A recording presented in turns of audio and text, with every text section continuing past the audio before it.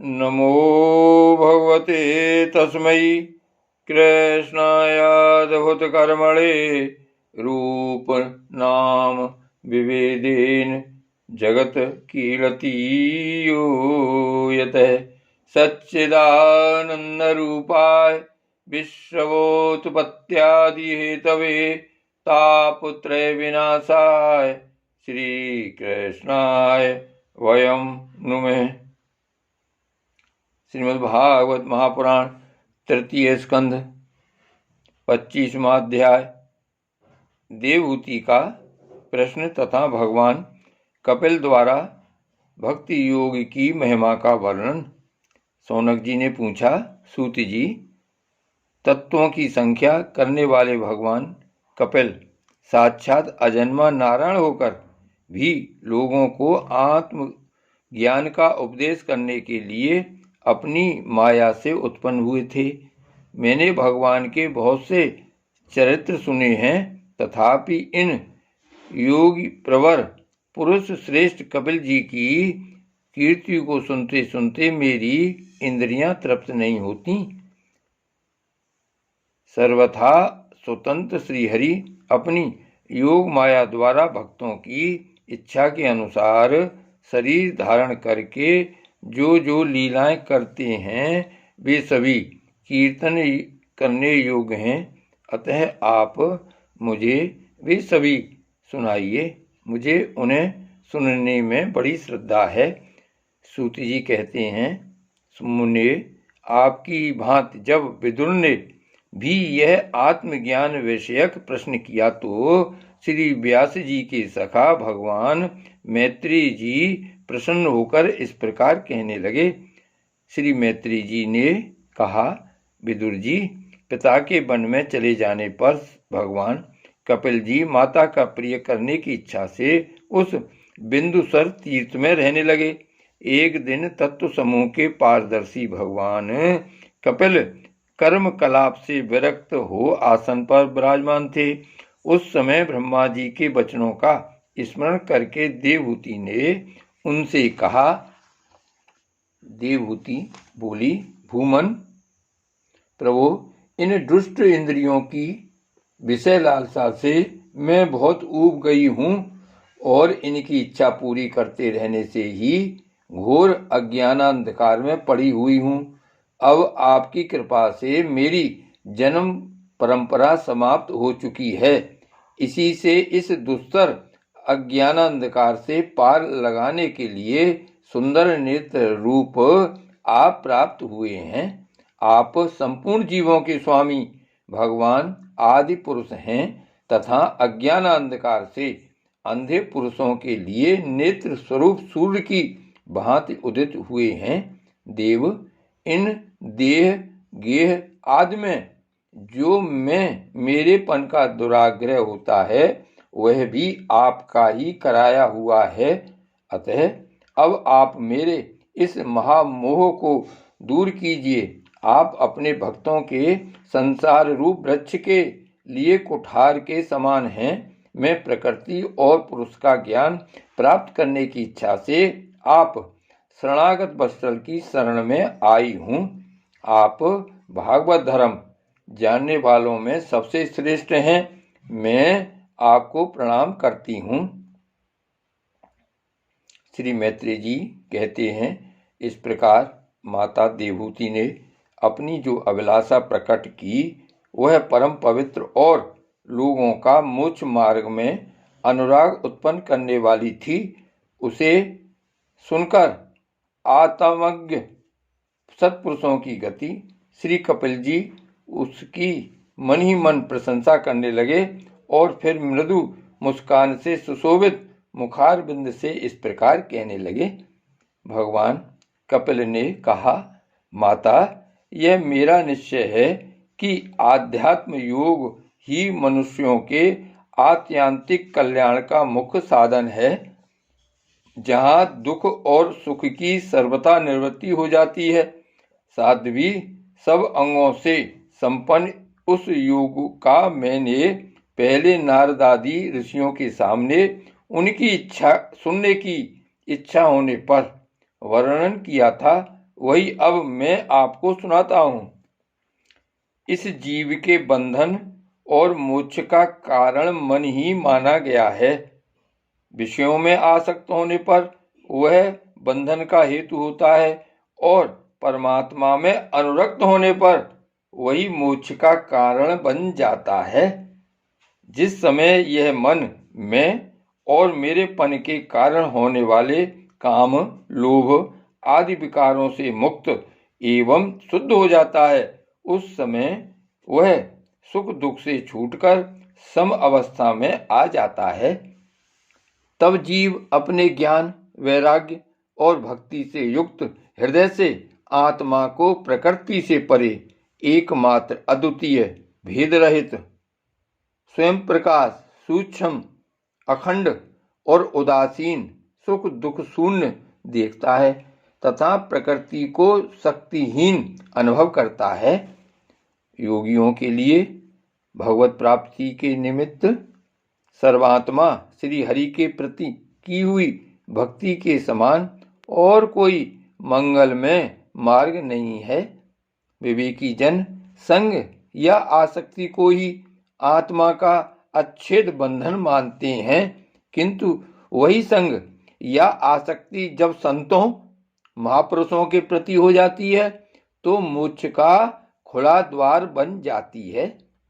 जो लोग सहनशील, दयालु, समस्त देहधारियों के अकारण हेतु किसी के प्रति भी शत्रु भाव न रखने वाले, शांत, सरल स्वभाव और सत्पुरुषों का सम्मान करने वाले होते हैं, जो मुझ में अनन्य भाव से सुदृढ़ प्रेम करते हैं, मेरे लिए संपूर्ण कर्म तथा अपने सगे संबंधियों को भी त्याग देते हैं और मेरे पारायण रहकर मेरी पवित्र कथाओं का श्रवण कीर्तन करते हैं तथा मुझ में ही चित्त लगाए रहते हैं, उन भक्तों को संसार के तरह तरह के ताप कोई कष्ट नहीं पहुंचाते हैं। साध्वी, ऐसे ऐसे सर्व संग पर त्यागी महापुरुष ही साधु होते हैं। तुम्हें उन्हीं के संग की इच्छा करनी चाहिए, क्योंकि वे आसक्ति से उत्पन्न सभी दोषों को हर लेने वाले हैं। सत्पुरुषों के समागम से मेरे पराक्रमों का यथार्थ ज्ञान कराने वाली तथा हृदय और कानों को प्रिय लगने वाली कथाएं होती हैं। उनका सेवन करने से शीघ्र ही मोक्ष मार्ग में श्रद्धा, प्रेम और भक्ति का क्रमशः विकास होगा। फिर मेरी सृष्टि आदि लीलाओं का चिंतन करने से प्राप्त हुई भक्ति के द्वारा लौकिक एवं पारलौकिक सुखों में वैराग हो जाने पर मनुष्य सावधानता पूर्वक योग के भक्ति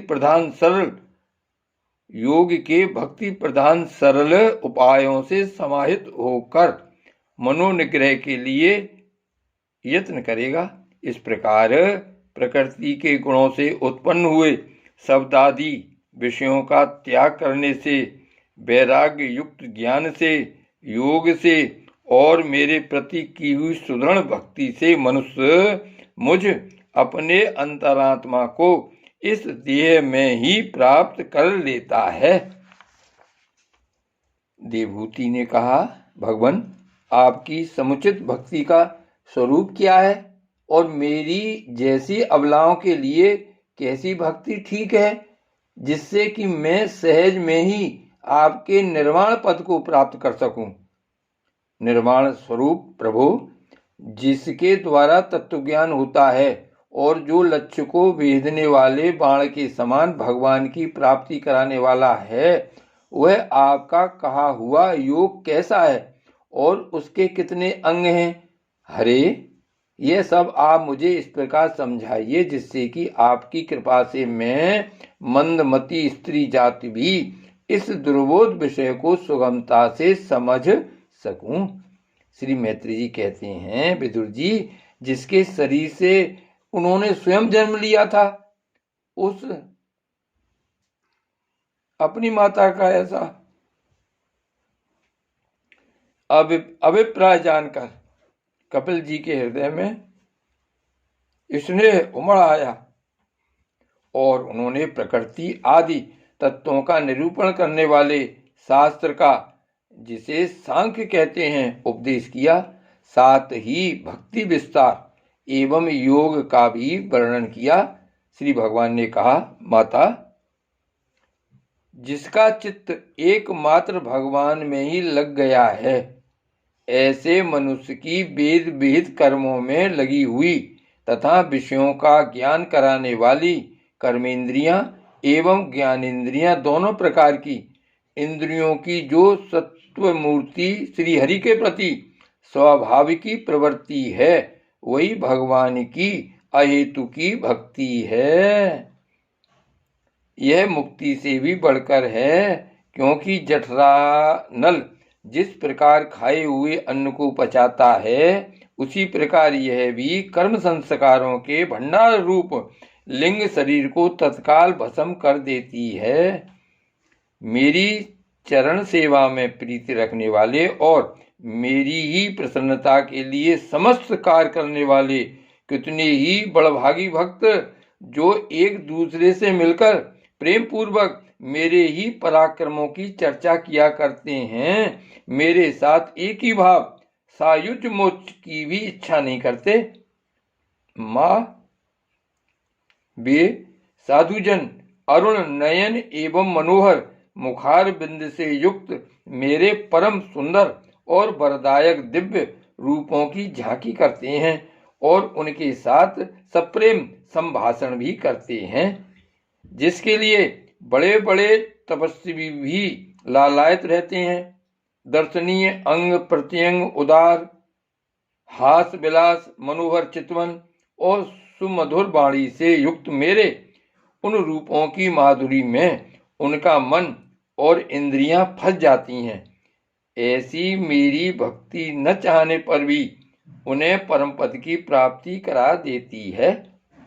अविद्या की निवृत्ति हो जाने पर यद्यपि वे मुझ मायापति के सत्यादि लोकों की भोग संपत्ति भक्ति की प्रवृत्ति के पश्चात स्वयं प्राप्त होने वाली अष्ट सिद्धि अथवा वैकुंठ लोक के भगवदीय ऐश्वर्य की भी इच्छा नहीं करते, तथापि मेरे धाम में पहुंचने पर उन्हें ये सब विभूतियां स्वयं ही प्राप्त हो जाती हैं, जिनका एकमात्र मैं ही प्रिय आत्मा, पुत्र, मित्र, गुरु, सुहृदय और इष्ट देव हूँ।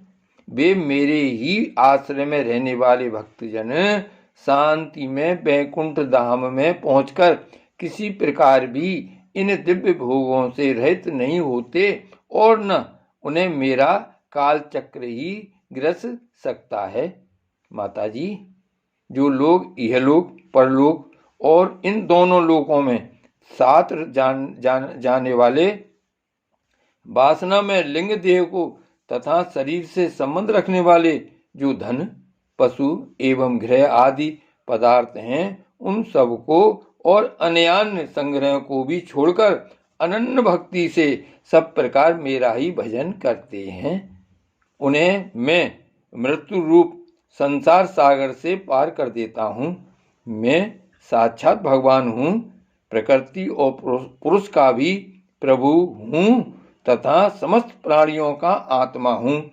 मेरे सिवा और किसी का आश्रय लेने से मृत्यु रूप महाभय से छुटकारा नहीं मिल सकता।